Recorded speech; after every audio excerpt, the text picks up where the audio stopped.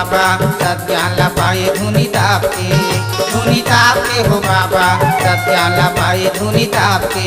ये धुनी ताप के हो बाबा सत्यान ला पाए धुनी ताप के। ये धुनी ताप के हो बाबा सत्यान ला पाए धुनी ताप के।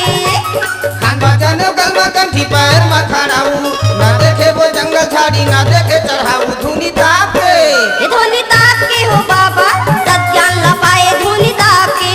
ये धुनी ताप के हो बाबा सत्यान ला पाए धुनी ताप के।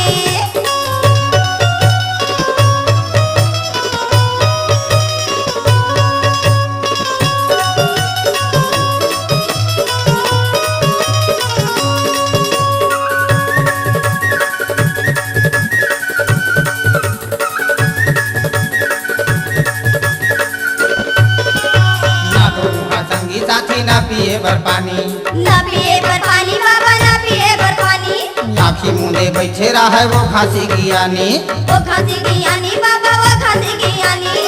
ना तो ओला डर बखवा के ना ओला भलवा के ना तो ओला घाम लागे ना ओला जड़ा वो धुनी ताप के। ये धुनी ताप के हो बाबा सत्यान ला पाए धुनी ताप के। ये धुनी ताप के हो बाबा सत्यान ला पाए धुनी ताप के।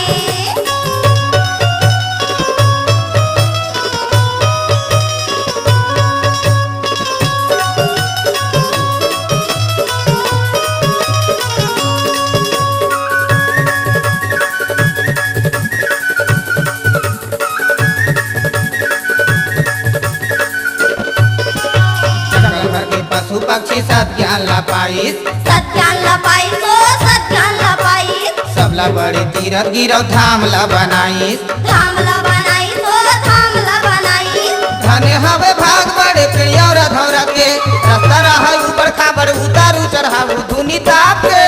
ये धुनी ताप के हो बाबा सत्यान ला पाए धुनी ताप के। ये धुनी ताप के हो बाबा सत्यान ला पाए धुनी ताप के।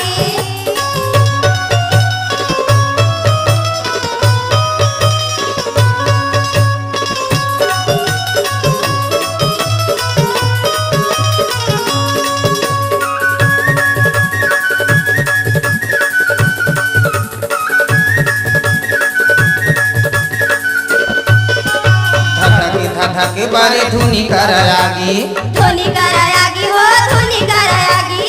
7 दिन या 7 रात के पूरे तोर समाधि पूरे तोर समाधि हो पूरे तोर समाधि। प्रकट हो गए गंगा मैया तोर शरण मायाए पानी के फुहारा तोरे ऊपर बरसाए धुनी ताप के। ये धुनी ताप के हो बाबा सत्यान ला पाए धुनी ताप के।